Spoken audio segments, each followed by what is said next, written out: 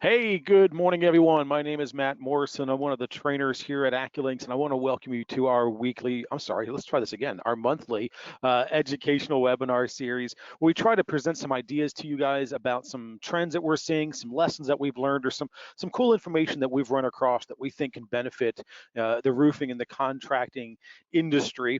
And of course, today we're talking about some of the lessons that we've learned as a result of this little thing that we've all heard about called the coronavirus pandemic that's been having a little bit of an impact out there. But there's been some interesting observations and lessons that we've learned, and some patterns and trends that we've seen from people that have yet have done some things right that we wanted to pass on to you guys, give you an opportunity to kind of ask any questions you may have of us, and also present some ideas or some possible solutions that might help you guys in the future as well. We are, of course, using GoToWebinar to host this call today. So while all of you guys can hear me, I cannot hear you guys. We do have a chat box there down at the bottom of the GoToWebinar control panel. If you have any questions or thoughts, if you anything you want to add to the discussion or whatever, I would love to hear your feedback down there. But we will be doing kind of an open Q&A and conversation at the end of this call. So as we're going through, if you see something or you're curious about something or want to know more, go ahead and throw your stuff down there, but I probably won't be getting into it until the end of the call this morning. So let's go ahead and jump right into it here. First of all, just a quick little background on AccuLinks. If you don't know who we are or what we do or whatever, AccuLinks is the leading business management software for the roofing industry. We were founded about 12 years ago as really the first, kind of standalone all-in-one system specifically geared for the roofing and exterior trade contracting industry, right? So not so much the big, massive organizations that build airports and things like that, but the guys like you, right? The people that are putting the roofs on people's houses, siding, windows, gutters, those types of things. We were really trying to, gear towards that specific market where there really didn't seem to be anything that was directly serving them. AccuLinks is a CRM, which stands for Customer Relationship Management System, which just simply means that you can track all of your business and your customers and all the job information, notes, photos, estimates, all that kind of good stuff right inside of AccuLinks. And we're at this point, we're really proud and excited that thousands of contractors and customers across the country and even into Canada are using AccuLinks every day to run their business and get more organized, build efficiency, and communicate amongst their people. We're also pretty proud of that we've won a number of awards, both for our software, but also for our people and the culture and everything that we've developed here at AccuLinks, which really is one of the strong suits of our organization. Is of course it's always the people. And you may have seen our name out there in other places. We're the preferred partner with a couple of different suppliers, or a supplier and a couple different shingle manufacturers out there, ABC, Owens Corning, and CertainTeed. So you may have seen our information in some of their brochures and things along those lines here. But let's go ahead and jump into the content here. So right, in most parts of the country, we are starting to reopen after the pandemic that really kind of laid us all out and kind of shut a lot of people's doors for the spring here. And some states are wide open, some states are kind of in more of a phased reopening, but contractors are really getting back to work. It's starting to feel a little bit more like normal out there, although maybe with a mask on, right? And we figured it was a good time to kind of reflect on some of the lessons and some of the things that we've observed over the last couple of months. What we discovered, right, is that some roofing companies were able to pivot right away. I remember personally the first day of the lockdown in our neck of the woods, I had 2 or 3 of our largest customers calling us up, talking about things that they could use, options and tools that they could use to say, this isn't going to stop us, this isn't going to slow us down, we're just going to do things differently, right? While other people really just kind of slowed down, maybe even closed their doors and shut their businesses for good as a result of this. And so let's talk about what we saw around, what differentiated one company from the next, the one that was able to pivot and move on versus the one that kind of slowed down, right? Well, let's start with the good news here. Roofing, as we discovered over the course of this year, right, is deemed officially an essential businesses, right? An essential business, right? So the roofing and construction industry were deemed essential. Like I know my wife was complaining a little bit because I could still go to Home Depot and buy a couple 2x4s, but she couldn't go to Joann Fabrics and buy fabric for her in-home sewing business, right? So think about the services that you guys provide, right? They are essential, right? Whether you're doing repairs or full-on replacements, those services are essential. And as long as people have homes, as long as people are living in a couple of walls with a roof over their head, they will need reliable roofing contractors here. So that's the good news here. Overall, the roofing industry did pretty well, right? We weathered the storm, haha, dad joke there, right? Better than many other businesses out there, especially if you think of things like food service, hospitality, a lot of retail operations, and so forth, right? But just because we weathered the storm doesn't mean we didn't have to make hard decisions. Businesses did slow down, right? Some roofing industries had to lay off people temporarily or permanently, and others just focused on the work they already had in their pipeline, didn't add so much more to it, but they just kind of focused on what they already had. But the good news is that they're also very resilient, right? So almost 62% of contractors said that they could be back to business pretty quickly, within a month or so, once the all clear is issued, once they're able to kind of go back out. And of course, we're starting to see that here. So what really helped roofing businesses, and especially the ones that succeeded, what helped them succeed over some of the other ones out there, right? Well, one of the major takeaways we saw was that having the right systems and plans and leadership in place really made all the difference, right? If you were, if from the top down, right, if you were just saying, well, woe is me, this is going to suck, I guess we can't sell anymore, can't do anymore, then those companies, sure enough, they struggled some. They might have even closed their doors.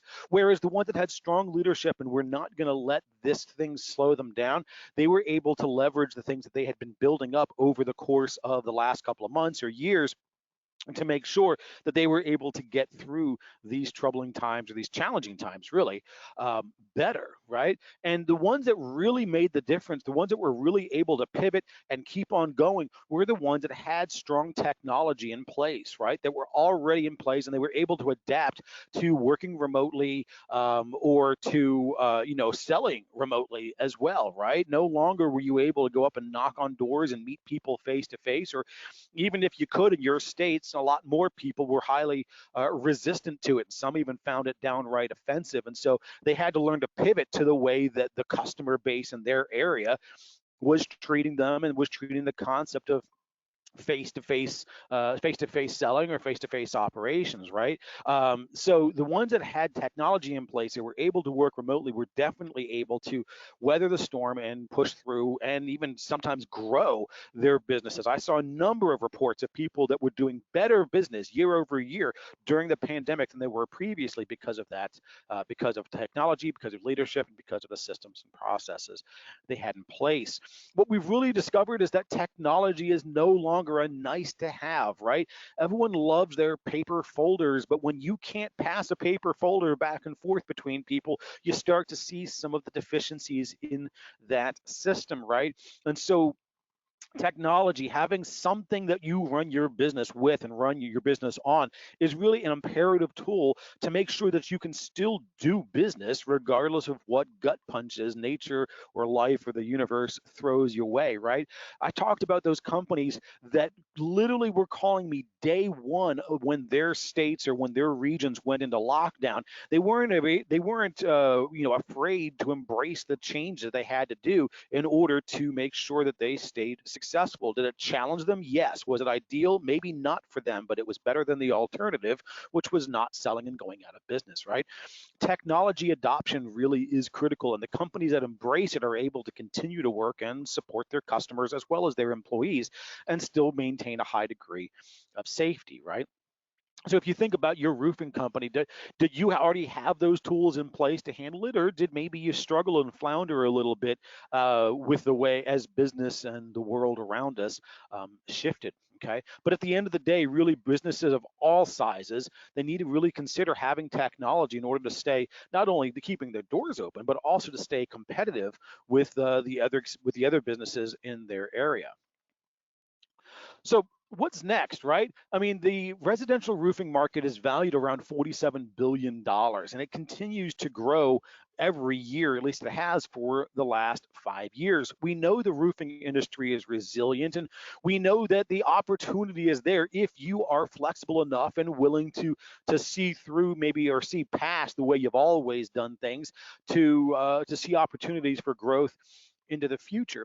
Where do you see yourself in a year or 5 years, right? How are you going to get there, and how are you going to continue to be resilient to those, to whatever might come our way? Um, Sorry, I just had a blip on my system over here. Think about how you're going to continue to scale your business, right? Paper files and magnet boards, they're just not scalable, right? It's if you continue to grow, what are you going to do? Buy more magnet boards, more walls, that becomes more data and more things that can get lost and move around and whatever, more piles of paper all over the place. Or you start to think about using technology and all the different tools, the different apps and different, tools that are out there to help you run your business, right? So think about ways that you can scale your business and continue to grow no matter what the future holds for us, right? We, of course, encourage using an all-in-one business management system, right? Something that you can put all of your information into and run that information or run your business from one place, right? From one system with one device, right?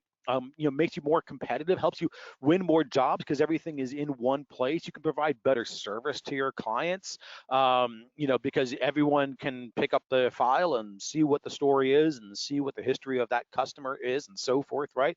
Be more productive, save time, and know what's happening in real time. As one person puts in a note, the other people on the team can see it. Or if one person updates a phone number or an address or an insurance claim number, everybody else on the team can see it. So it allows you to have everything in one place. It becomes really your true central source of truth when you're able to use an all-in-one business management system. But in order to be successful, you need to really understand how your business is operating, right?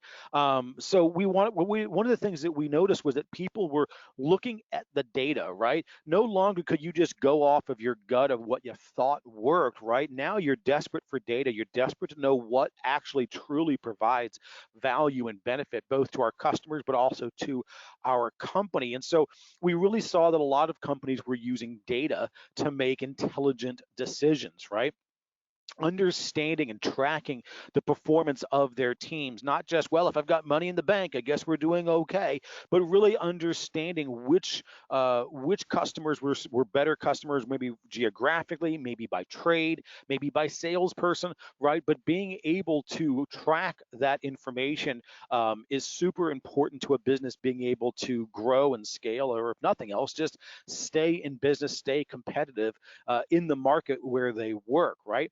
Now, the concept of reporting obviously is simple. Well, let's go get us some data, right? And take a look at it and make some decisions. But really, let's talk about how to start, right? I always when I'm working with our customers on when we're talking about reporting, I always start by saying, well, what's the question that you want to know about your business, right?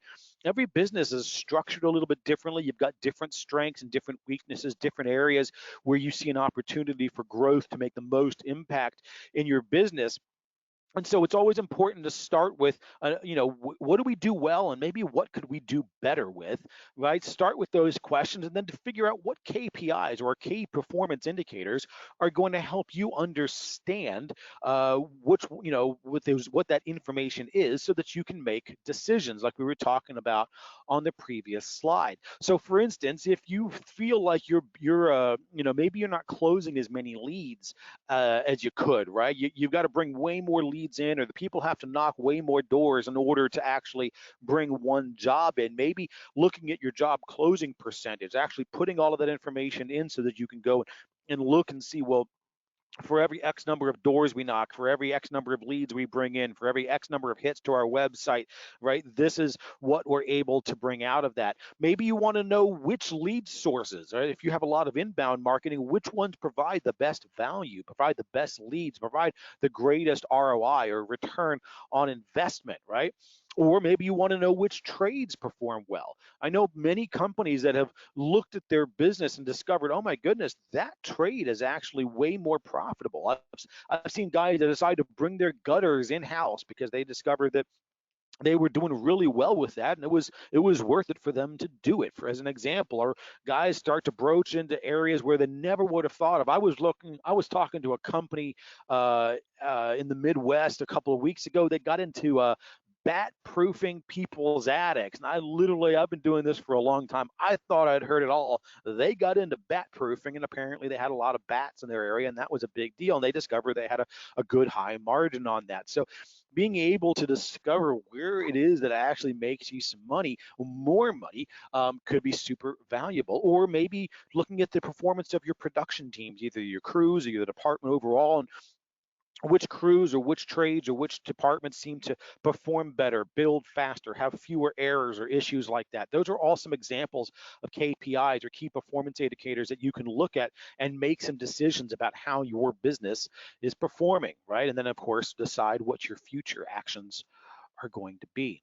Okay, but so leverage your data to make an actionable decision, right? Some kind of a plan for the future, right? So you can see if there's shifts in things, right? Know what your baselines are, and then if you make a plan, if you have action, you can then watch and see as those things change, right? So if you start off the process and you feel like maybe our leads are sitting around too long before we get to them, you can see what your baseline was before, and then what your baseline is after you start to put some plans in place, or maybe how long it takes for a job to move through your entire pipeline from the very first time you hear their name until you close that file out with a paid in full stamp on the front, right? Or maybe your sales report, what's the basic value of your jobs? Maybe you just want to increase the value of your jobs either by raising your prices or by upselling your customer to more valuable or more attractive options or whatever, right? Those are some things that you can take a look at, and start to draw baselines around, and then figure out what's working well for us, right? But data is the key to all of that, not just going off of a hunch or off of what you think is probably working or what some guy tells you is working, right? But let's talk about one other aspect of growing and scaling your business. So data is important, of course, but also there's the concept of remote working, right? One of the things that we've seen is that people realized with this quarantine where you weren't even legally allowed to work together in some cases, that remote working was a viable option, especially if you had technology in place, right?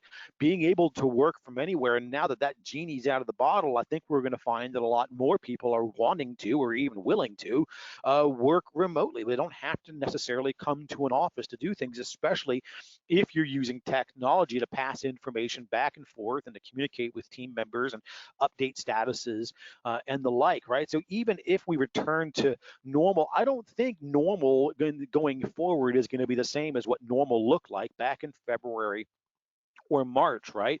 Not only in the roofing industry, but in the world at large. I mean, shoot, even here at AccuLynx, we worked at home for 2 months because in our area, we weren't legally allowed to go into the office, right? So we had to figure out how that was going to work and change the way we do business to some degree, right? While still providing a good quality product and service to our customer base, right? So it's important to make sure that your company has the tools that you need to sell your services, manage jobs from the initial side to all the way through the final invoicing, and making sure that it's able to be used by all of your teams.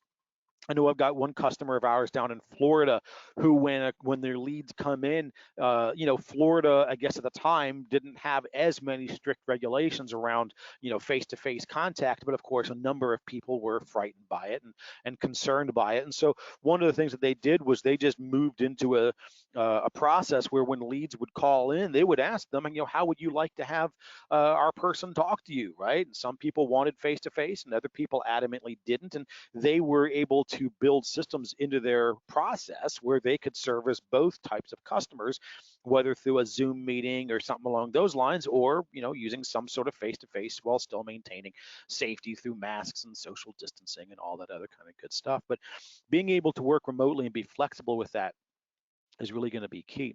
So how does a CRM like AccuLynx help you work remotely, right? I've talked about some of these things already, but being able to access your job files anytime, anywhere, right? I remember years ago, I used to be in the contracting industry, and our production manager, we actually had AccuLynx. I was a customer many years ago, and our production manager at the time was a little bit hesitant to go full hog into AccuLynx, right? She still liked her paper files. When she would travel to some of our different offices, she would actually bundle up her folders into a box and FedEx them to the office, so that when she arrived at the office the next day, she could open up the box and she would still have her folders. But I remember one day she went on vacation, and she was sitting at the airport in Montana somewhere when the some job blew up, and she was on vacation. She didn't have her files with her, but she was able to open up AccuLynx and see what was going on. And I'll never forget that day. She called me up and goes, "Okay, Matt, I get it. I finally get it, right? I didn't have my stuff in front of me, but I was able to open up AccuLynx, and I was able to handle whatever that problem was right here from the terminal in the airport, right? So that was a big deal for her. But back to this, right? Being able to see updates in real time, knowing what's going on, or updating things in real time. We can send estimates digitally, right? And sometimes just by PDF for review. Other times, maybe you want to do it as a you want to do it to actually collect signatures, right? AccuLynx has the ability to collect digital signatures on either our estimates or documents that you upload and create yourself, right? You can manage and oversee production schedules in a single or in multiple locations, depending on how your account is set up. So you don't need whiteboards. You don't need to walk into someone's office to look at the wall and see what someone has written on a Post-it, or see where a magnet is sitting or something like that. We put work orders together, both for crews and suppliers. You can just send those things off to them. We've even got an integrated mobile crew app, so you can just send information to your crew through a dedicated crew application that we've created. And of course, we also now have the ability to process payments, collect payments on jobs, or offer financing options. So, if you're on more of a retail market, or maybe you're doing insurance work, but you want to offer a bunch of other services where the customer might have to come out of pocket to pay for those things, we offer financing options as well. So in one system, you're able to do all of those things. But ultimately, all of these things are about building relationships, right? Building relationships with our people, but building relationships with our customers as well. And one of the best ways to do that is to have communication, right? And then, of course, to be able to document that communication as well, right? So we've talked about being able to update the job file and so forth, but also maintaining communication with your customers is key to that, right? If you got happy customers and they feel like you're giving them good service, you feel like they feel like you're giving that you're in touch with what's going on, even if you're just staying in touch to say, hey, your job is still in the queue and this and that and the other thing. But providing good service to your customers is really the one of the key ways to set yourself up as being different from your customer, or from your competitors, right? So provide some options here, right? Maybe think about automating your communication, right? There's all sorts of automation tools out there. AccuLynx has some as well, so that you can stay in touch with your customers and let them know what's going on. Or maybe offer flexible options, like we talked about before, payments or process or financing or things like that, so that your customers have options in more ways, fewer objections really to buying from you, right? Fewer things in their path, right? So fewer roadblocks. That's what I was looking for, right? And then of course you can also connect with them via text messaging, right? So there's all sorts of different options that you've got to try to reduce the roadblocks that your customers have to doing business with you, and that again can set yourself up as being different from your competitors.